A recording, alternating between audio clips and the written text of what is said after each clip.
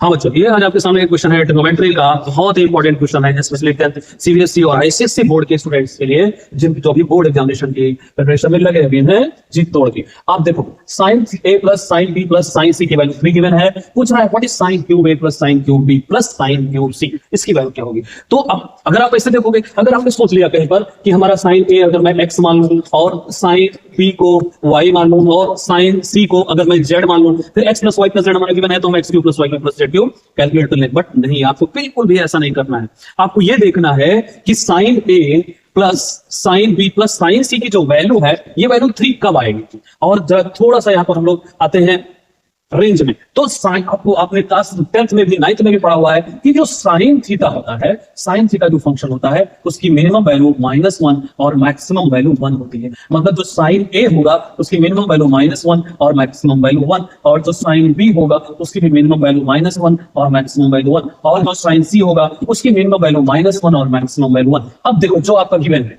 उसमें आपका गिवन है sin a plus sin b plus sin c is equal to 3। अगर मैं sin a की वैल्यू को 1 से लेस करता हूं तो आइदर sin b और sin c को ग्रेटर देन 1 करना पड़ेगा, जो कि इम्पॉसिबल है।